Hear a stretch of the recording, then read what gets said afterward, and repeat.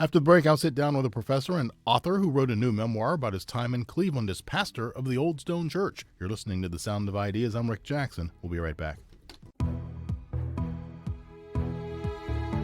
It is The Sound of Ideas from Ideastream Public Media. I'm Rick Jackson, and today we welcome home an old friend. From 2008 until 19, R. Mark Giuliano was not only one of Cleveland's biggest ardent advocates, but a hands-on creator of the change so many people here wish to see. As senior pastor at the Old Stone Church on Public Square and a resident of the square as well, he was perfectly positioned to see the rebirth of downtown from its difficult years on to the party we threw for the Cavaliers' NBA title that seemed like a celebration of so much more that year. Dr. Giuliano's journey is chronicled in a new book. He reached out a few weeks back and said, "Hey, Rick, I'll be in town this week. I'd be hugely honored if Ideastream might welcome me back for a visit." Mark, it's we who are honored to have you here in studio. Thank you. Thanks, Rick. It's great to be back with you. In fact, I was thinking last time we were together was on your television program, Ideas, when we got to talk about Old Stone's 10th anniversary of hope for the city. And that's kind of what the book's about, is really the celebration of hope for this great city of Cleveland. And you were here at a good time to see things really progress. I didn't tell people the name of the book. Making It Home, I Set Out to See the World and Made It All the Way to Cleveland.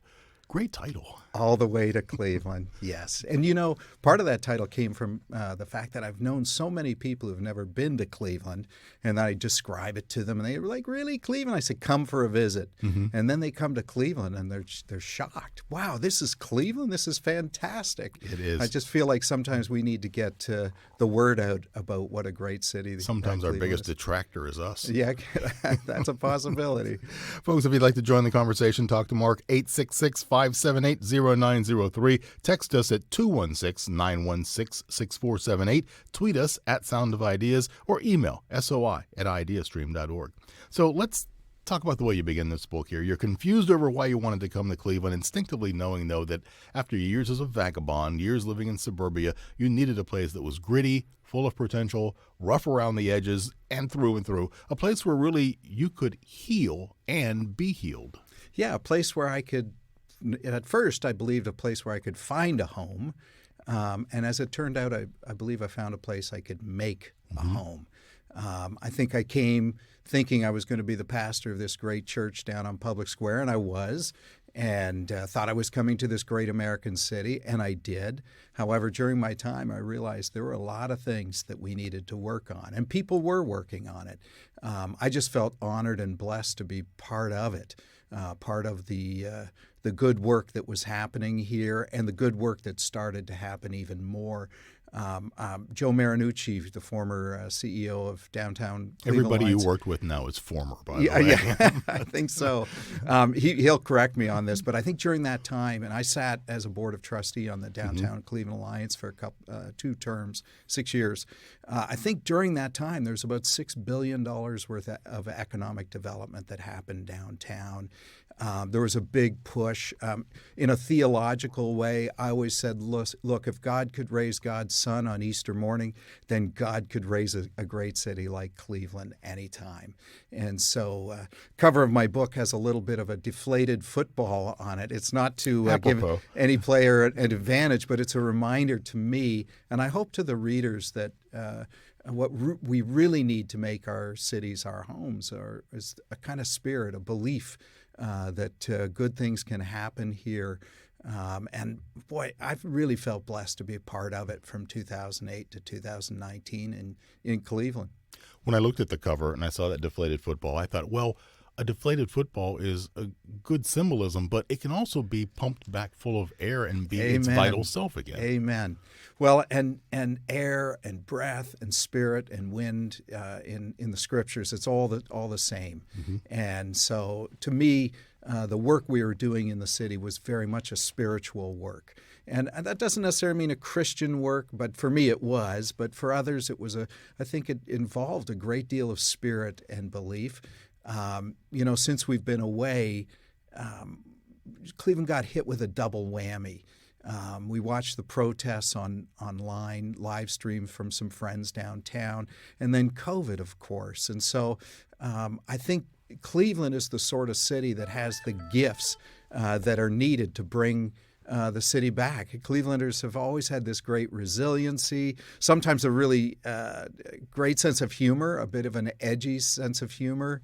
I remember, and I mentioned this in the book, that in the year, I think it was between 2008 and 2010, the U.S. Census declared Cleveland the second poorest city in America. Right. And some of my Cleveland friends went, "Aw, we never get to be number one."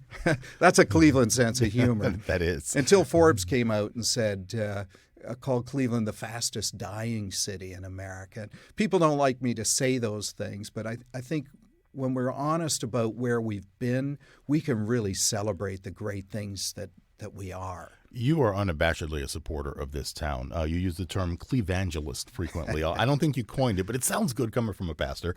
Are there ambassadors to this town that we didn't realize we had? People who are out there pushing the transformation from 8 through 2020 and what it can be? Absolutely. And I love that term, Clevangelist. And not only because I'm a pastor, but because there are a lot of people in Cleveland who are preaching the gospel of this great city, this green city on a blue lake, right? And some of the people I worked with were in the formal organizations like the Downtown Cleveland Alliance. We got the Downtown Cleveland Residents Association founded during that time.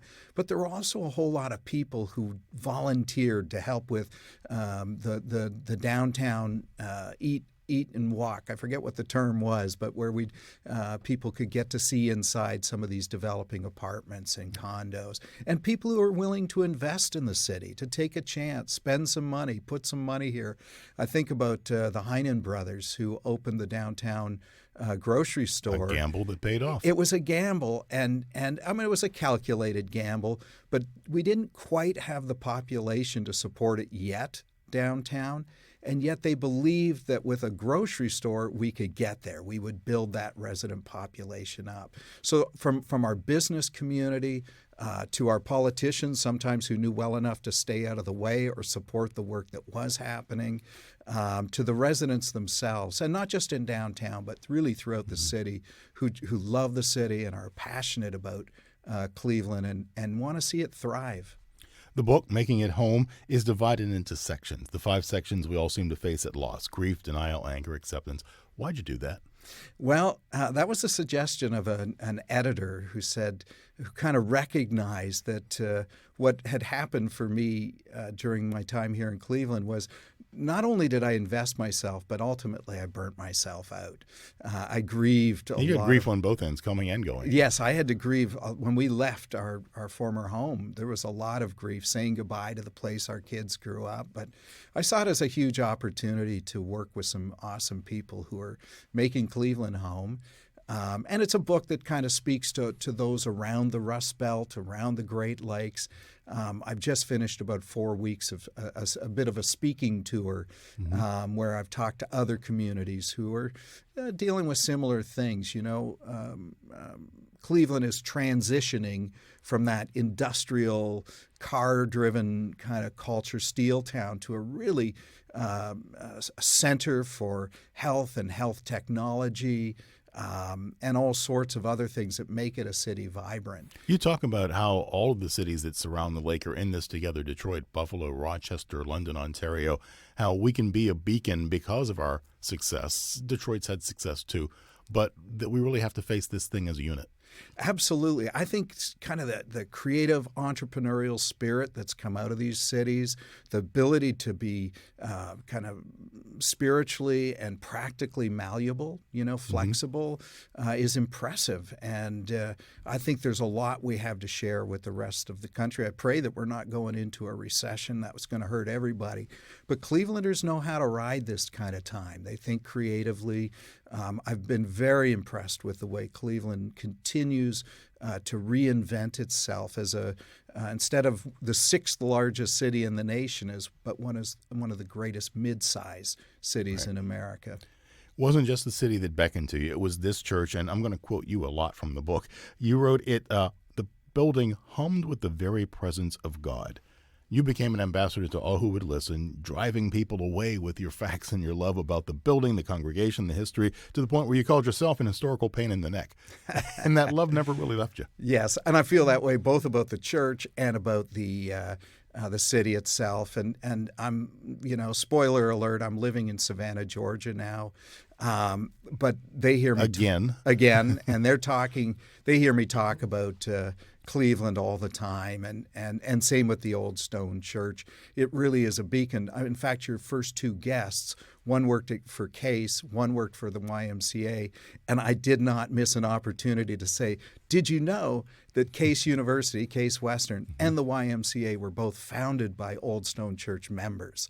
And in fact, the YMCA the very first one was founded at Old Stone. But so I'm still singing the praises of this wonderful church that has had this left a legacy in this great city, and I'm praying that they'll continue to do that. A lot of people may not realize while you were born in the States, you actually grew up in Canada. Your brothers are Canadian, having been born there, and you tell this great story about being in church in Canada right before Game 7 of the 2016 NBA playoffs, and the pastor saying, "Go Warriors." Go Warriors. I couldn't stand it. I stood up and I shouted back. In church. In church. No, go Cavs. and I think the poor pastor was knocked off his feet. He didn't know who was there. Well, I think he got it at that point. He said, "Mark, is that you?" And I whispered to myself, damn right it is. Yeah, I mean, gosh, you remember how we got behind our Cavs? And also that year, I don't want to miss an opportunity to sing the praises of the Cleveland Monsters. You're a Canadian hockey guy, of course. There were 21,000 of us and more at the Q that night when the Monsters won that championship. The then Lake Erie Monsters. Yes, good for you. Mm-hmm. And then the Cavs and the RNC came in 2016. I like to say future generations, when they Google the word 2000 or the number 2016, the response will be, did you mean Cleveland? Because there were so many great things happening. You actually say in the book, this should be a section unto its own, 2016. I give it a chapter to itself, 2016, and really all the heavy lifting and the exciting work that led up to the great year of 2016. In fact, we had such a great year that you remember that when the then Indians, the now Guardians, made it to Game 7 of the World Series, we were kind of stunned when we didn't win it. We thought this is our year. Yeah. It should have been our year. In fact, I'm one of those people who believe that when they called a rain delay at the end of the game, that it really took the inertia out of the Indians. Yeah, because after Rajai Davis, we thought we'd had it all. We thought we had it all. There was a big comeback, and then a rain delay in a World Series Game 7. Who'd ever heard of such a thing? More than a pastor, you accomplished the goal of being a city on the comeback leader. You talked about the associations, the boards. You talked to people whenever possible. Was that always the plan, to provide bootstraps for a city that knew how to use bootstraps? Oh, great question. Well, my background before I went into ministry was urban planning and urban studies. And really, Old Stone gave me that opportunity to wed the two, to bring my urban studies and my theological studies together. And I just knew Cleveland as a great American city. I'd been here once or twice to the Rock Hall, but it wasn't really till I got my boots on the ground that I saw the kind of tenacity that this city really was able to show. Just people really dedicated, hardworking, loving their city. I sometimes say there are two kinds of people, those who love Cleveland and those who hate Cleveland, but there's a third type, those who love to hate Cleveland. It's their passion. But coming here to Cleveland, I don't think I've ever been in a city where people are as passionate about their hometown as Cleveland, Ohio. Talking with Mark Giuliano, author of Making It Home, I Set Out to See the World and Made It All Over to Cleveland. You may know him better as the pastor of the Old Stone Church downtown. You loved being a pioneer to the rebirth of downtown, not just with the church, which sits historically on the square, but by being a resident here. You came when there were 6,000 people downtown? Yes, I think that's correct. About 6,000 people at the time. I don't like the term pioneer for a whole lot of reasons. Well, 6,000 doesn't make you a pioneer. Yeah, and I was going to say, there were people here before us who were part of Reserve Square and had tried to get things going, back in the early 90s. But I do feel like a very blessed resident from that time, 2008 and Made on. you a shepherd of men once again. Perhaps shepherd of people, and there were many both in the church and outside of the church who said to Beth, my spouse, and myself, "Why on earth are you living downtown Cleveland?" At that time, it was still pretty, hardscaped. It was still Dicey. pretty. Yeah. Yes. But I said, look, that was when I said, look, if God could raise God's son on Easter, then God can raise downtown Cleveland, and just to roll up our sleeves and participate with others who are making it happen. It was a remarkable time. I wouldn't have written a book otherwise. You sacrificed a lot of your personal and private life, though, to be this ambassador, taking people to your apartment so they could see the fantastic view, that kind of thing. Yes, we really believe that our table in our downtown condo, which was the Park Building, which overlooked Public Square, Old Square, Construction, and New Square, we had all sorts of folks up to our table, so to speak, from former past Congressman Dennis Kucinich, other politicians, other game changers for this city.